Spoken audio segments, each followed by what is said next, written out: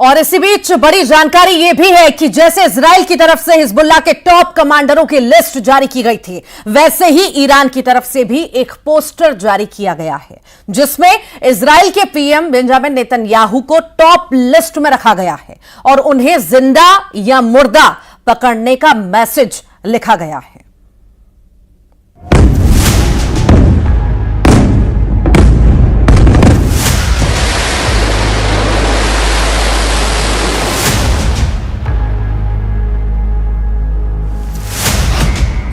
Israel के खिलाफ Iran की पोस्टर मिसाइल।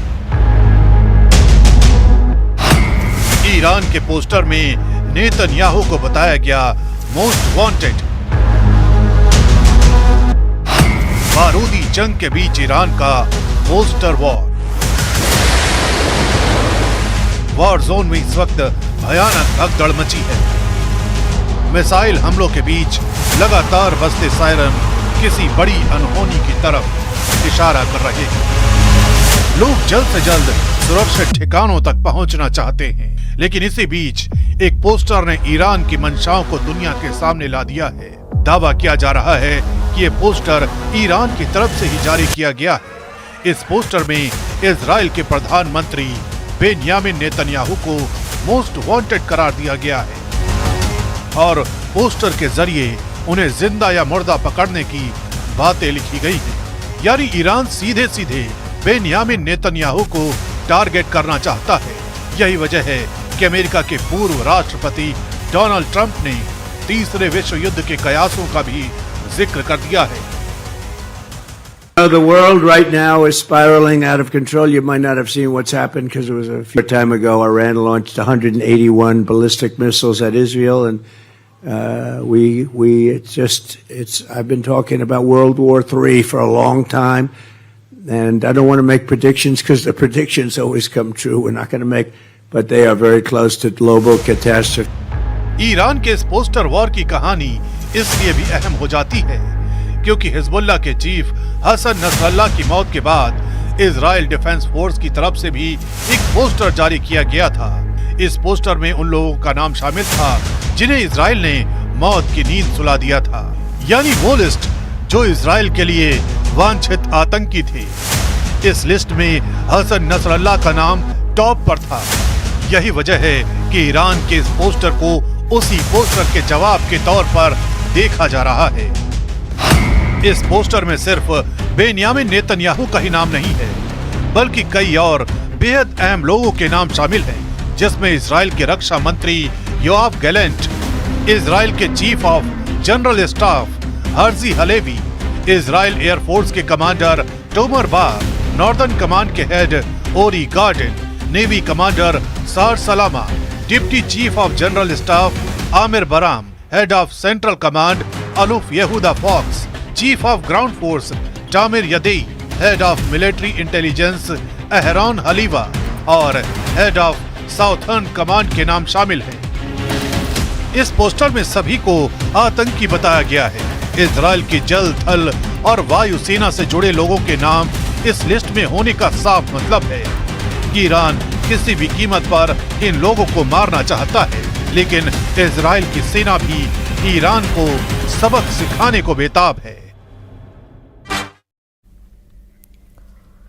इजराइल पर ईरान के हमले के बाद पीएम नेतन्याहू ने कहा है कि वो इसका बदला लेंगे। इजराइल की सेना ने भी साफ कर दिया है कि उनका ऑपरेशन तैयार है, लेकिन सवाल है कि इजराइल ईरान से बदला आखिर कैसे लेगा।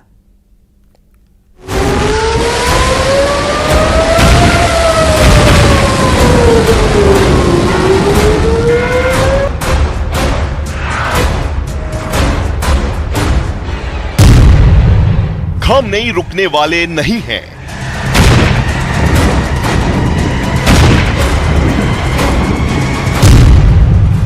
नेतन्याहू छोड़ने वाले नहीं हैं।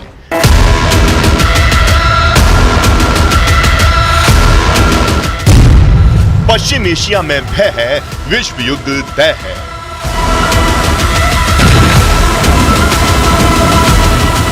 इजराइल ने कह दिया है कि वो ईरान के हमलों का जवाब देगा और बहुत ही करारा जवाब देगा। ऐसे में अब सवाल उठता है कि ईरान के इतने बड़े हमले के बाद इजराइल का हमला कैसा होगा और किस तरह से इजराइल ईरान को ज्यादा से ज्यादा नुकसान पहुंचा सकता है।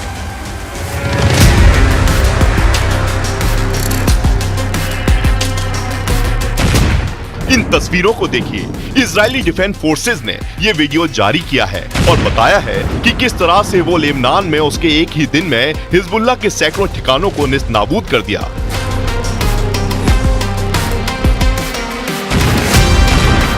हिजबुल्लाह ने अंडरग्राउंड ठिकाने बनाए थे, लेकिन वे वहां भी नहीं बचे।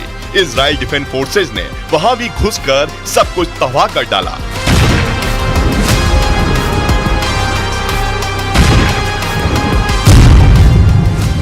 ईरान के सैन्य ठिकानों पर होगा हमला।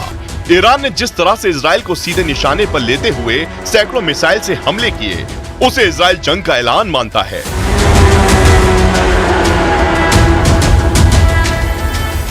यही वजह है कि इजराइल की सरकार में एक के बाद एक बैठकों का दौर जारी है। लगातार इस पर बात हो रही है कि ईरान को किस तरह से जवाब दिया जाए, क्योंकि इजराइल चुप तो नहीं बैठ सकता। उसे ईरान से हुए इतने बड़े हमले का जवाब देना है। बस अभी यही तय नहीं हुआ है कि ये जवाब कैसा होगा और कब इस पर एक्शन लिया जाएगा।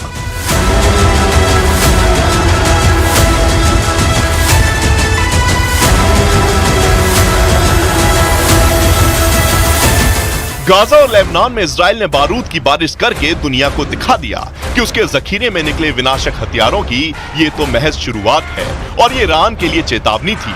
लेकिन जो ईरान अब तक कथित तौर पर आतंकी संगठनों के पीछे से इजराइल से प्रॉक्सी वॉर लड़ रहा था, अब उसने जाहिर कर दिया है कि वो इजराइल से सीधा पंगा लेने को तैयार है। यही वजह है कि मंगलवार की रात बैलिस्टिक मिसाइलों की इजराइल पर बारिश कर दी और बाद में धमकी भी दे डाली कि अगर गुस्ताखी की तो पश्चिम एशिया के नक्शे से इजराइल का नामो निशान मिटा देगा। ईरान में 9 जगह हैं जहां तेल की रिफाइनरी है। वैसे तो ईरान के पास गैस और ऑयल फील्ड एक बड़े क्षेत्र में है, लेकिन ये वो 9 ठिकाने हैं जहां पर जमीन से निकले तेल को साफ किया जाता है। इजराइल इन 9 ठिकानों में इजराइल से ही निशाना बना सकता है या फिर अपने फाइटर जेट भेजकर भी इन तेल ठिकानों को उड़ा सकता है। लिहाजा इजराइल अपनी वॉर कैबिनेट में जवाबी हमले की तैयारी करने में जुटा है, तो अमेरिका और ब्रिटेन भी इजराइल का साथ देने की बात कह चुके हैं और ईरान किसी भी जवाबी हमले की सूरत में फुल स्केल वॉर छेड़ने के लिए तैयार बैठा है। ईरान के परमाणु ठिकानों पर होगा हमला। अगर इजराइल ने ईरान पर हमला किया और हमले का मकसद ज्यादा से ज्यादा नुकसान पहुंचाना हुआ तो इजराइल किन टारगेट को चुनेगा, मैप से समझिए। ईरान के 5 परमाणु ठिकाने निशाने पर आ सकते हैं। पूरे ईरान में फैले तमाम न्यूक्लियर फैसिलिटीज में ये 5 सबसे बड़े और सबसे अहम हैं। अराक, फोर्दो, नतांज, इस्फहान और बुशहर। ये वो ठिकाने हैं जिनमें से कुछ पर ड्रोन हमले हो चुके हैं और इसके लिए ईरान इजराइल को जिम्मेदार ठहरा रहा है।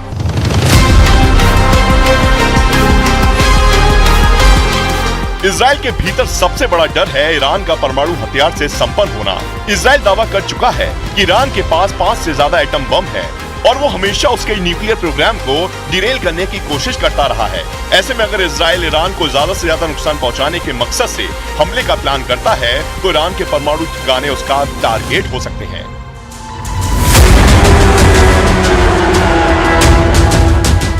ईरान ने इजराइल के एयरबेस को निशाना बनाया, 2 एयरबेस पर हमला किया और एयरबेस के साथ साथ वहां तैनात F-35 और F-15 लड़ाकू विमानों को भी तबाह कर दिया।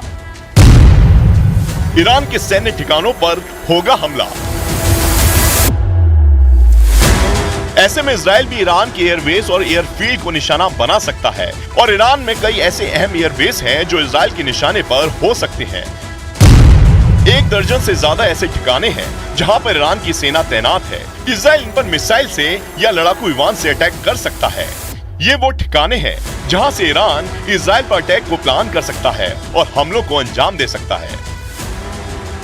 ईरान ने भी पहले इजराइल को धमकी दी है कि अगर जवाबी हमला हुआ तो ईरान बहुत ही जबरदस्त हमले को अंजाम देगा। अगर ये जंग बढ़ी तो अमेरिका की मजबूरी होगी कि वो जंग में आए।